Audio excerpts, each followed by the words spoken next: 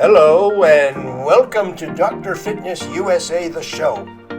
Exercise is medicine, strength training is stronger medicine.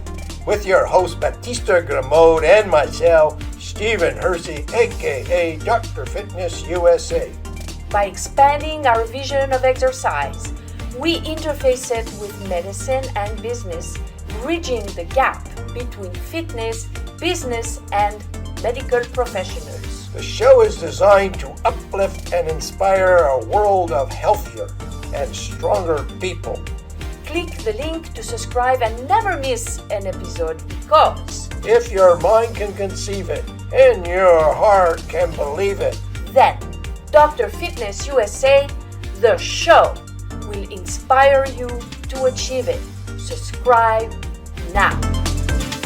Hello, everybody, and welcome to another episode of the Dr. Fitness USA's show. Today, we have an incredible guest for you that is going to make you cry. You're going to be heartbroken, and you are also going to get a lesson in true love and compassion, and it's going to give you a lot of hope for humanity. Our guest today is Pavel Ythjall. That's right. That's perfect, Batista. Perfect. Is it okay? That is perfect. Pavel is the CEO of the Fighterdiet company.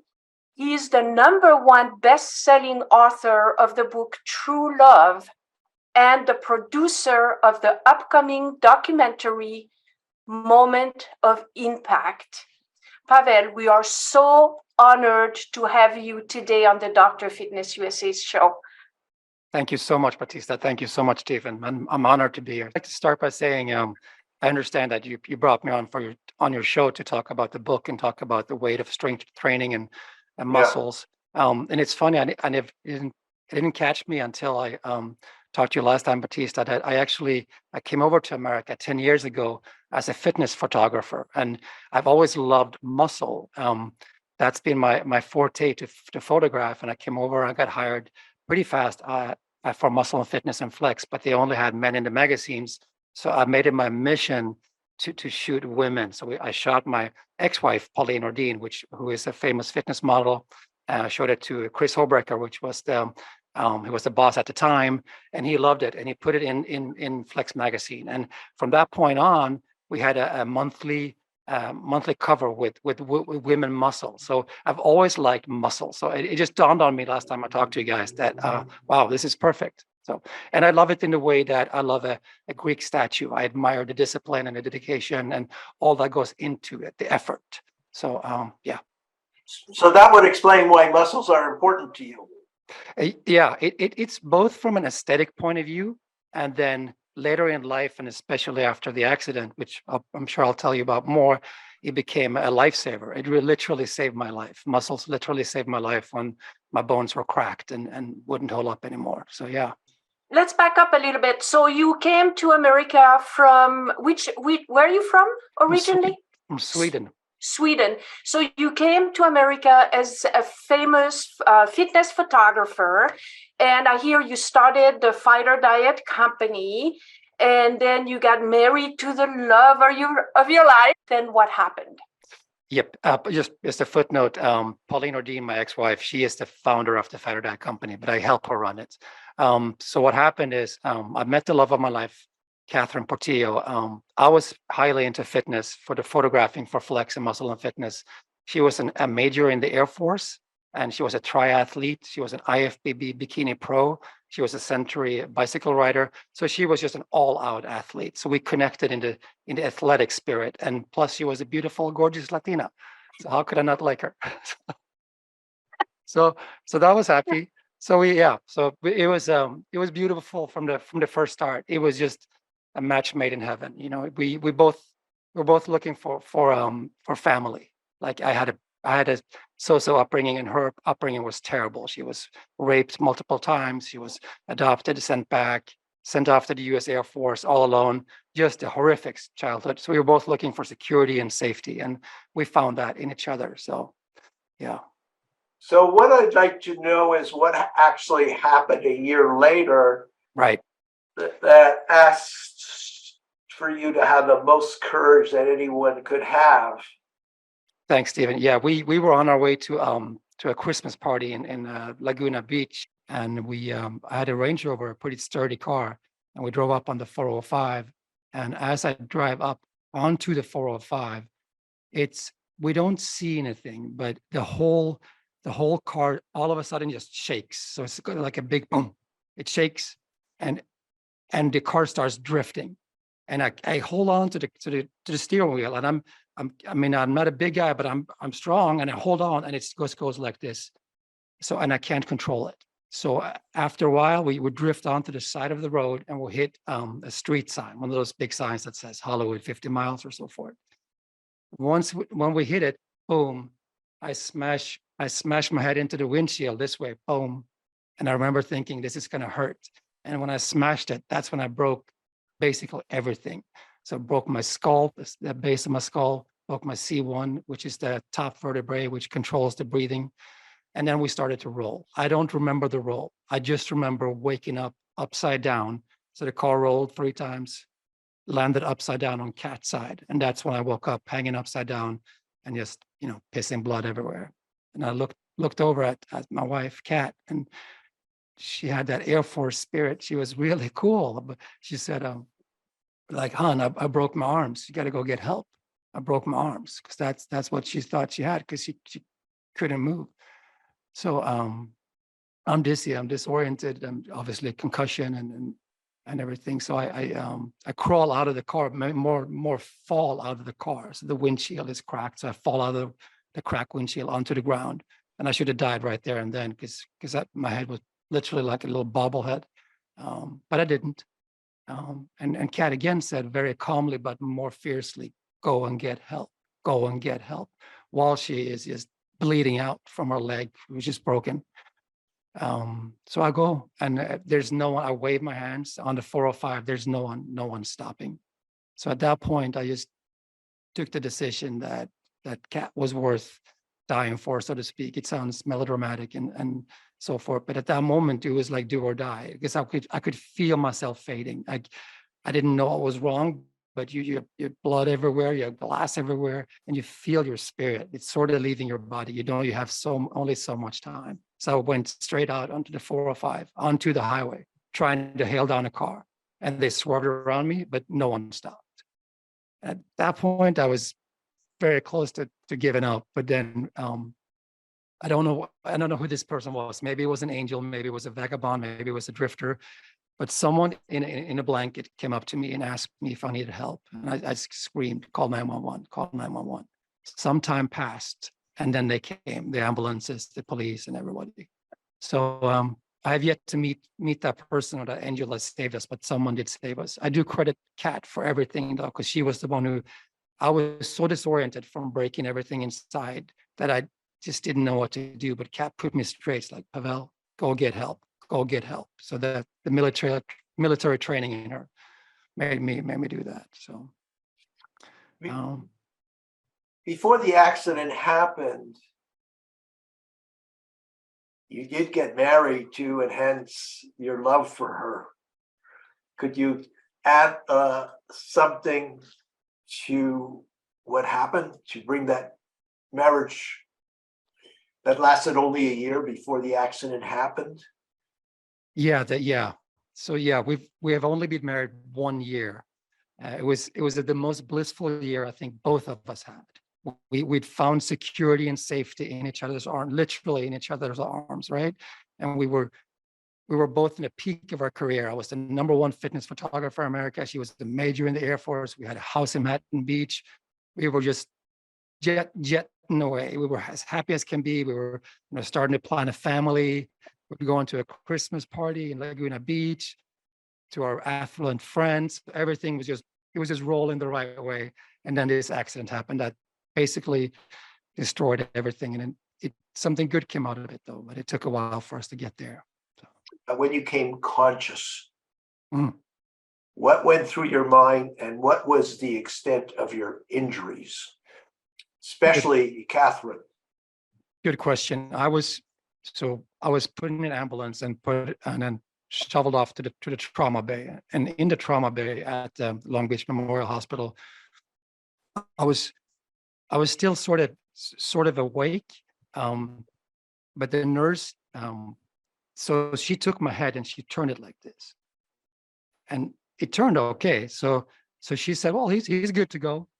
And then the neurosurgeon came up to me, Dr. Farron, and she yelled at the nurse for moving my head because I could have died a second time right there.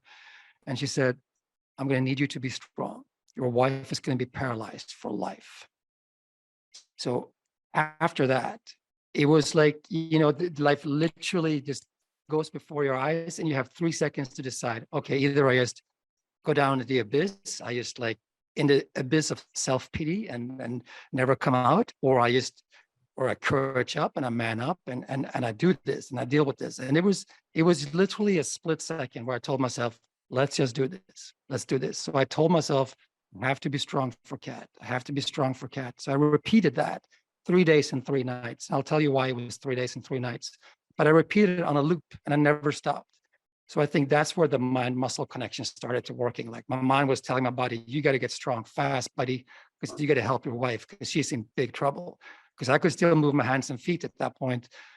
It was just, so I could move my hands and feet. So I understood intuitively that at some point down the road, I was going to be okay, so to speak. The reason I wasn't allowed to move for 3 days was that I've literally broken everything. So the condylites that keep the head up on the vertebrae and the actual vertebrae were all broken and all the ligaments were torn. So the neurosurgeon said that my head was literally, I was internally decapitated. It was like this. It was just balancing on a string. But luckily for me, none of the nerves were damaged. So everything was broken. The nerves were still intact. But they didn't know what to do with me. So they had me lay still for 3 days and 3 nights with the neck thing on. And that's when I started the mantra, I have to be strong for Kat. I have to be strong for Kat. And that's love.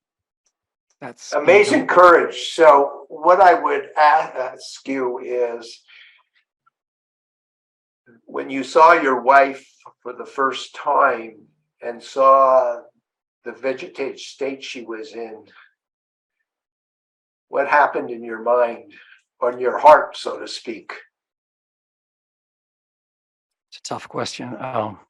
It's a tough question, Stephen, because I still to this day, I think I've not acknowledged it. I don't know if that makes sense, but I think what keeps me going and keeps me driving is that I don't allow myself to think about that. Like I take care of her every day. I see her every day. I do catheters, but I don't allow myself to go down that hole, because if I do, there'll be too much pain. So even right when the neurosurgeon told me you have to be strong, that's when I started being strong. And then I kept at it. I just never went down the black hole, because I knew if I went down, I would not come up. And by that, I mean, just shoot myself or kill myself or just leave. I don't want to take no part of the responsibility. It's just this huge responsibility just came up on your shoulders, and people don't like to talk about that. But you can imagine, like I have a person that can't move. I'm going to take care of her. There is no family, not on my side, and very little on her side. So it can be quite overwhelming. So to be frank, I don't allow myself to cry that much. It's not because I'm tough. It's just, if I start, I don't know when I'm going to stop, if that makes sense. So yes. What was your visual image when you saw her for the first time? Yeah, it was terrible. It was awful. She was just intubated, and she had a trach, which means that a machine was breathing for her. They put a little hole in her throat so the machine can breathe in and out, and the machine was feeding her and breathing her. And you to see this strong, beautiful, proud Latina Air Force major in a vegetative state, it was just bad. It was just, yeah. I screamed at her. I screamed, "Fight, Kat, fight for us, fight for us." And the nurses, they let me do that. So I stood there above her and screamed at. So. I understand that you started writing as a way of maybe releasing that pain. Talk about that. Yeah, Batista, it was pure. It was pure. I want to say despair, more despair and panic. I mean, my family lived in Sweden, and for a number of reasons, they just didn't want to help out. Um, my mother apologized to me 6 years after for not helping out. On Kat's side, there were some people helping out, but they lived in Belize and Chicago, so they couldn't really be that much with us. So it was me and Kat, and in the beginning, we had nurses that were paid from the Air Force. So thank God for the Air Force. But even though you have caregivers and nurses, this is like, you need a village. We have a grown-up person that needs help with everything. At one point, I tried to count how many little tasks. It's thousands of tasks every day. Itch my right, itch my eye, itch my den, do this, get this, that is, need catheter, need bowel care, need it. It is like 1,000 things, like nonstop. And it's an intelligent human, like grown up. It's not a baby. So I was running a Fighterdiet at the same time. So and the cost, once the Air Force stopped paying for caregivers, the cost would be $132,000 a year for caregivers. So that's just caregivers. Then you got to live somewhere, and then you got to eat. So you can imagine. I saw it, like, I was in despair. So I just screamed on Facebook, like it was the only friend I had. Like I posted and I screamed, and I emptied my soul there. So I guess, Stephen, that's where it came out, in writing. So tears came out there, and people responded. People responded, like strangers, total strangers that had similar experiences came to help, which was just incredible. And that's what the documentary is literally about, just total strangers owning up, coming, offering help, which is beautiful, really. So, Does she know that you're by her side every moment? Is that love still bonded strongly? And what does your day look like? Well, let me put it like this: the love was tested. Let me say that. I call it true love for a reason, but God, it was tested, man. I mean, we went down some dark holes, Kat and I. We were screaming some real truths at each other, and the stuff you know about your spouse, but you can't say that. We said all that, like all that came out, like everything, like, and over again. And because of real despair, we were just like, we were so hurt, and like the future was gone, and we wanted to turn back time, but we couldn't turn back time, and we turned on each other. So it got bad. It got really bad. But then it turned. So we managed to turn that ship around and find the love. And at first I didn't want to be a caregiver, Stephen. I thought I was this young, cool, hot stud. I had the future laid out for me with my black Range Rover and Rolex watch and working for Muscle and Fitness. I don't want to be bedside 24/7. Like, it was just the opposite to what my life was supposed to be. And obviously Kat's life was not supposed to be bedridden, and she was supposed to be an Air Force major and so forth. So it took a while for us to reframe our minds and not see it as a blessing, but learn to live with it and learn to use what we had and make the best of it. So sorry, I don't know if I answered your question, but you have answered the question. So what does your day look like? Well, we're talking about love and unbelievable turnaround of life. How did the love go stronger in the way that your day rock and rolls? Yeah, it turns out that caring for someone is really a blessing. It turns out that giving to someone else is really the true meaning of life in my point of view. It took a while for me to get to that point, but once Kat was really brutal. She's like, "What if this was you? What if this was you?" And that got me. It's like, well, shit, what if this was me? Like, what would I want? What would I need? And that it switched me, just like I told myself I had to be strong for Kat. It switched me, and I became instantly super empathetic and super caring. And now I get up 4:00 a.m. in the morning. I work, and then I wake her up at 5:30. I have coffee made. I set her up in the bed. She has a computer with touchscreen. She works for the U.S. Space Force now. She has an iPad. She has a phone. So she's got 3 devices. So give her coffee. We talk a little bit, and then she gets going in with her meetings. When she needs the catheter, I do a catheter, get the urine out, and then a caregiver comes in at 8 o'clock, and then the caregiver does bowel care because that has to be done every day. And then throughout the day, I go from my upstairs office down to Cat. And so it's actually a really good life. We created a really good life for ourselves. And we've actually continued like sort of like a little comeback from 7 years ago. That Cat got a new job for the US Space Force, and I'm back in the game again, doing documentaries and filming and stuff. So Pavel, you're just amazing. So part of the journey back is, I think at one time you actually were in the wheelchair in the beginning. Yeah. How did you get back into your body physically? yeah, so what they did, I brought a little prop here just to show you guys. So what they did is, this is just the upper part of the prop, but they put this is called a halo. So, Whoa. so what they do is these screws right here. So they've sat me up on the bedside, and then the neurosurgeon, Dr. Farron, came in. She took my hands and she said, "Pavel, be brave." Because normally they do anesthesia, but I was wide awake. So they sat me up, they put this on me, and then they take a regular Home Depot screwdriver and they drill those right into your skull. And while they do it, I have to do this with my hands to make sure that they don't hurt any nerves. While the neurosurgeon squeezes on my head to literally press the head down on the vertebrae. Some medieval shit. Press it right down. So, and I'm doing this, and they're screwing into my head. While they're screwing, they're pumping me full with Novocaine. But first they screw, because they want to see that they hurt any nerves. So that was quite a shock. So after that, I was stuck in this halo for 2 months.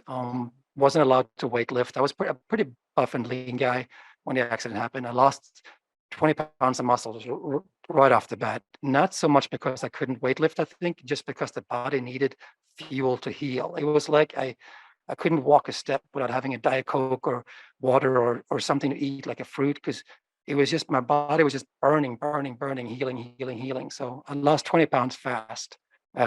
Once I was allowed to do like bodyweight squats, that's all I did. I had bodyweight squats, and after a while, I had 5-pound dumbbells. I still did biceps curls outside the hospital, but I was so happy I could do biceps curls. Doesn't matter if it's 5 pounds. I could lift again. I could lift, and I know you both know that how it affects the mind. It's just like a duality, right? You lift, you get happier up here. You get happier here, you lift more.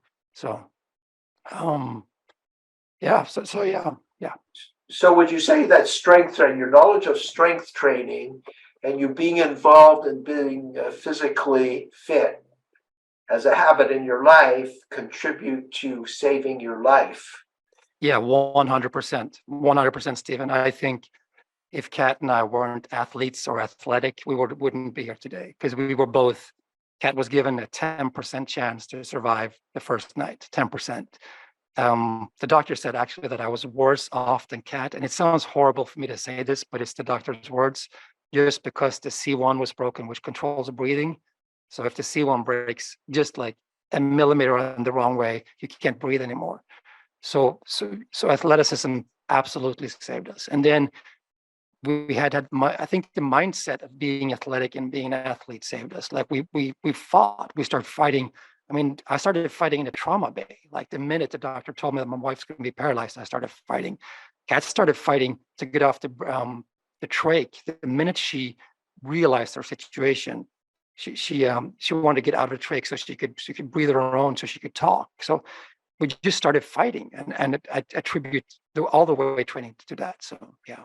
And then later on, of course, when I took off the halo, I could be more free and just put mass on it again. And it helped me be strong for my wife. Like physically, I I carry her everywhere, like at my house. We don't use we get a lift from the VA, but I used to carry her. Like, so I squat down below 19, just pick her up and carry her when she wants to go. So that takes a little bit of a stamina and some mind muscle connection to do that all the time without tearing a hamstring here and there. So yes, strength training and muscles are golden. I mean, people don't realize how important muscles are, like, until you don't have them anymore. And if I get going on a little bit of a rant here, my wife obviously don't move. So she lost all her muscles. So she's just bone and ligaments right now. And her shoulders, you can see how the bone, they go apart because there's nothing holding them together. So if you want to see how important muscles are, you can look at my wife, and it's that sad. That is a sad sight, and I can speak about it now because it's been 7 years. But you really see how important they are for a functional, moving body. Without them, there is nothing. You can't move. It's just skeleton, it's just bone on bone and ligaments and so.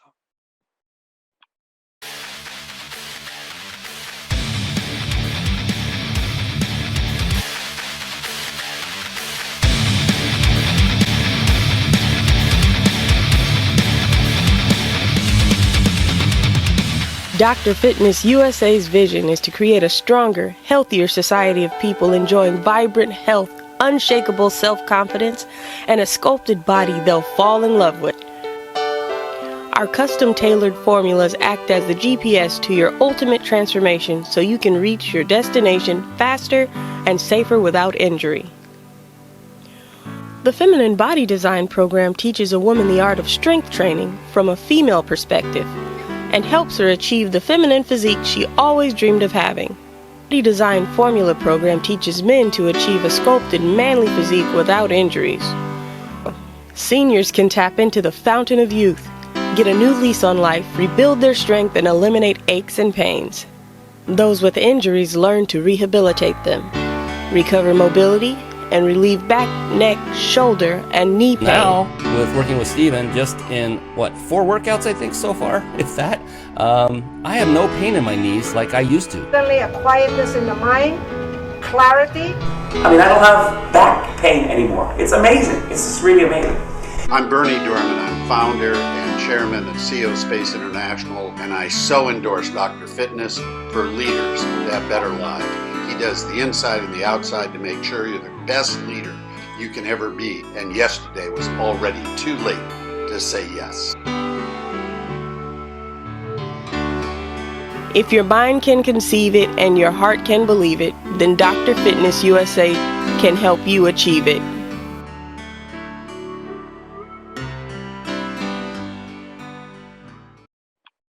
This is short of a miracle or amazing. We could say that this is a true life event from tragedy to your triumph over impossible odds. Yeah. It's, it makes you wonder, Stephen, like, what's the meaning with everything, and how did we make it, and why did we make it? And I got to be honest and tell you that many times I've wondered, like, why did we make it? It might have been easier just to not make it, so to speak, because there's been a lot of misery throughout these years to get to the point where we're at now. Now we're obviously grateful, but I wouldn't want this. Let me rephrase and say it like this: if it was just me who was in the accident, I would want everything to be exactly the same. I have become a better person. I have become empathetic, understanding, and my greatest joy is to help other people not love. Obviously not for Kat. So I don't know if that answers your question, but there is a lot of blessings in what happens. There is, for me. There is some for her, but it's tough when she's paralyzed neck down, so to speak, to speak about blessings. But we've proven our love, and we have a good life, and I know we inspire other people. And so one of my greatest joys, and the reason why I'm so thankful for being on this podcast and talking, is to inspire others and give others strength. And I know they get strength when they read my book. They get resilient. They get hope, because they see that someone else did it. He did it, and then I can do it. And I give them some tips and stuff. So, Wonderful. Can I ask you to define muscles? Because in the real world, people think of stretching, aerobics, fitness, things like that. They don't really think that they need to go to an environment that actually has weights, and they need to learn how to use them to actually develop real muscle. Running and conditioning like that isn't really the same as having real muscles. So a lot of people don't find that very important. They think, oh, I don't need muscles, but really we do to function properly.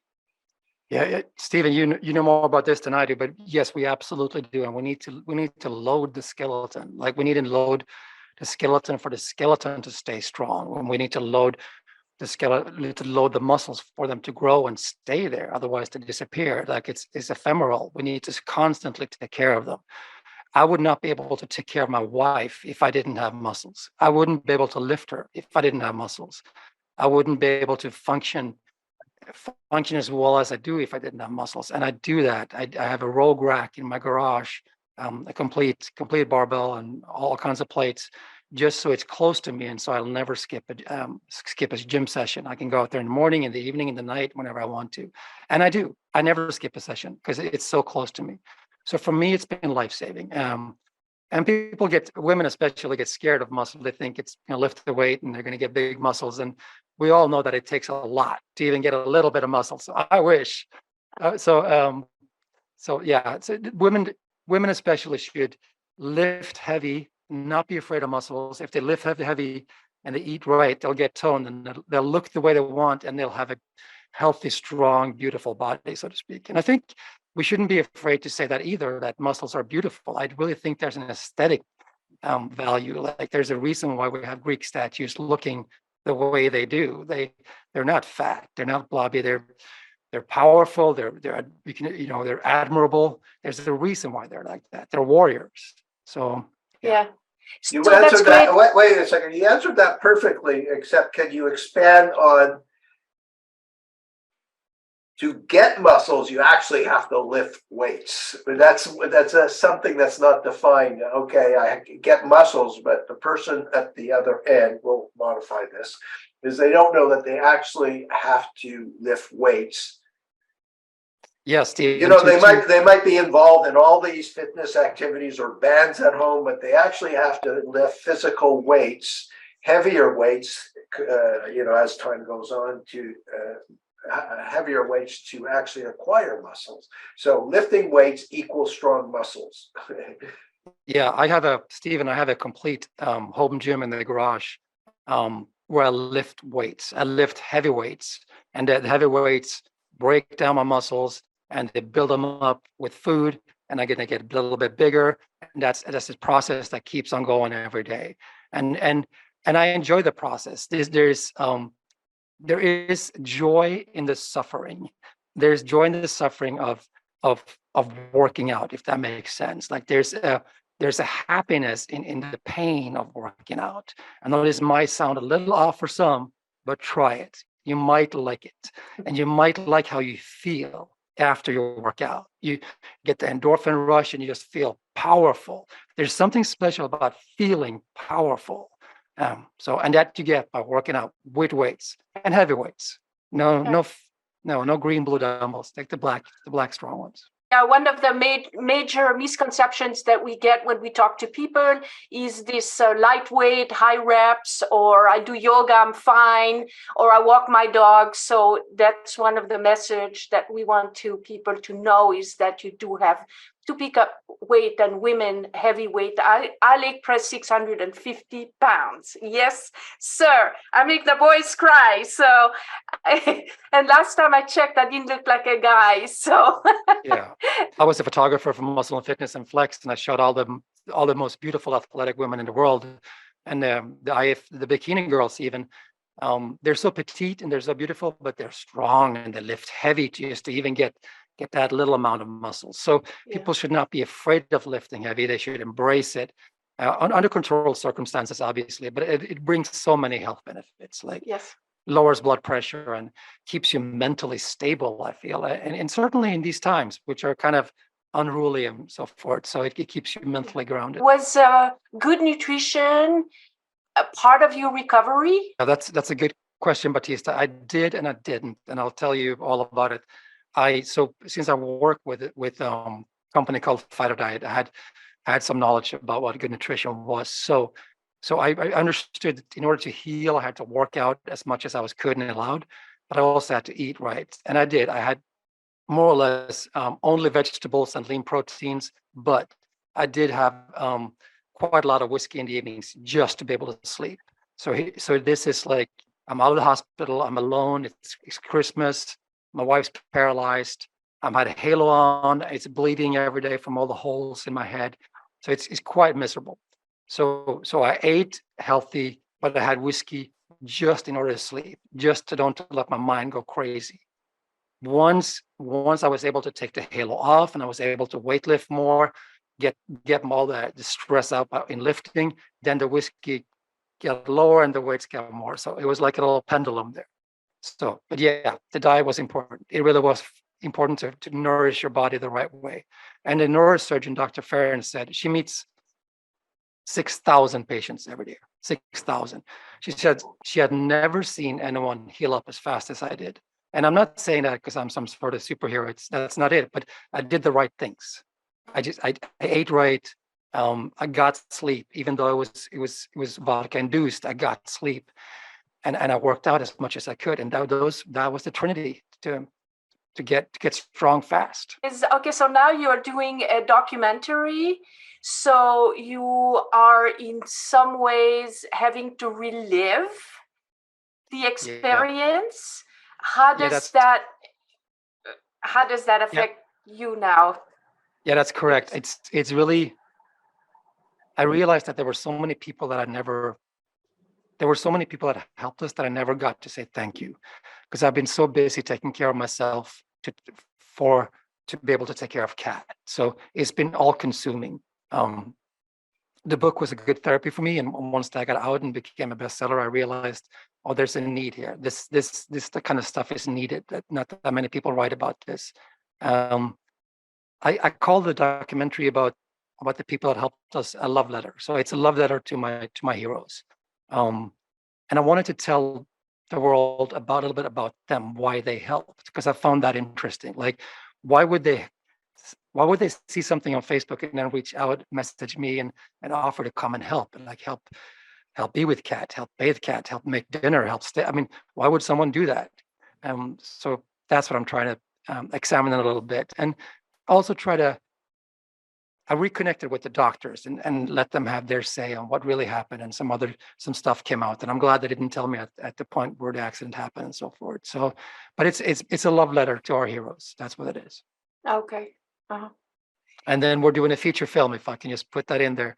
We have a screenplay ready, and we want to do a film dramatization of the book. So the documentary is a little practice run to do a feature film, which will be a true love story, Stephen. The story, just as you described it, that against all odds, we made it, and we a true love story. That's So, Pavel, I understand that you have a gift for our audience. Can you talk about that? Yes, Batista and Stephen, I have 10 free copies of my book, True Love and Suffering. So the first 10 people that email you guys will get the book mailed to them. So I'm hoping that can be a good gift.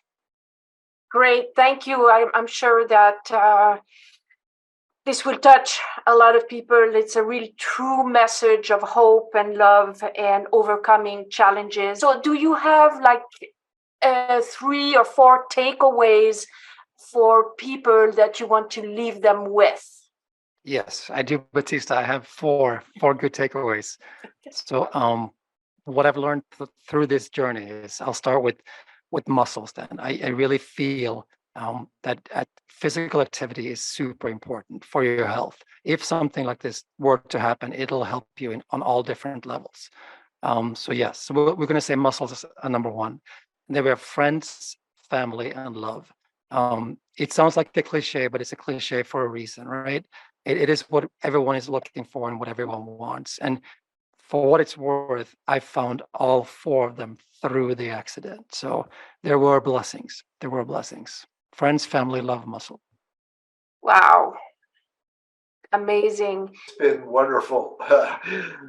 Actually, I have to say that after reading your story, I got very emotional, and it enhanced my relationship with Batista, that I ought to be even 1,000% more grateful that not only do I have a sensational wife that leg presses 650, but I ought to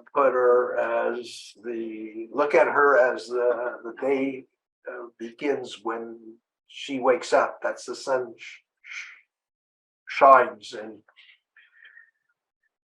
I have a lot of more compassion towards just life in general, or people, just by The short I'm saying is your story has inspired me to be a better person. For sure. Thank you, Stephen. Thank you. I mean, that means a lot. It means more than you. It means more than you think. I had another husband from Belize saying the exact same thing. He said, "Pavel, I have a better marriage due to your book." That means a lot. And we've spoken once before, Stephen, and you said that sometimes you just lay next to your wife and listen to her breathing. And I thought that was so poetic and beautiful, because I do the same thing. I lay, obviously can't move, so it's up to me to squeeze myself really tight. So I squeeze myself tight to her neck where she can feel me. And we just lay there and we can feel each other's lungs, and we can hear each other breathing. And I mean, if that's not love and life, I don't know what is, So thank you. Wow. Stephen. How would you like people to reach you? I know you have a documentary, you offered the book. So is there a place where people can find you and support you, read your story, or get in touch with you? Where would that be? truelovethebook.com, True Love the Book. That if you Google that, then I'll come up, and or True Love and Suffering on Amazon, and then it comes up on Amazon. So, and if people purchase the book, the proceeds goes to CAT. It goes 100% to CAT. So we've after 7 years, we've managed to handle the nurse costs, but there's a future, and we're trying to save up for an uncertain future too. So if you want to do a good thing, you can buy a book and support CAT. So. That's great. And how people would find out about your documentary when it comes out? Where will they find out about that? truelovethebook.com again. Yeah, Okay. yeah, that is where most of it action happens. And so Okay. thank you so much for talking to me. I mean, you guys are sweethearts. You really are. Yeah, I mean, you really are. I mean, you're sweethearts. You're tough people. I know you're tough people, but I think some of the toughest people are also the most empathetic people. They they're tough for a reason, and they can allow themselves to be empathetic and caring and talk about love and feelings, and you do, and I really appreciate that. Thank you. Wow. Pavel, do you have any last words? True love for everyone. That's my last word. Beautiful. Thank you, everyone. Thanks for being our guest on the Dr. Fitness Show, Dr. Fitness USA Show. Thank you so much for being here and inspiring us and our audience. Thank you so much. Bye-bye now. Hello and welcome to Dr. Fitness USA, the show. Exercise is medicine. Strength training is stronger medicine. With your host, Batista Gramode, and myself, Stephen Hersey, aka Dr. Fitness USA. By expanding our vision of exercise, we interface it with medicine and business, bridging the gap between fitness, business, and medical professionals. The show is designed to uplift and inspire a world of healthier and stronger people. Click the link to subscribe and never miss an episode, because if your mind can conceive it and your heart can believe it, then Dr. Fitness USA, the show, will inspire you to achieve it. Subscribe now.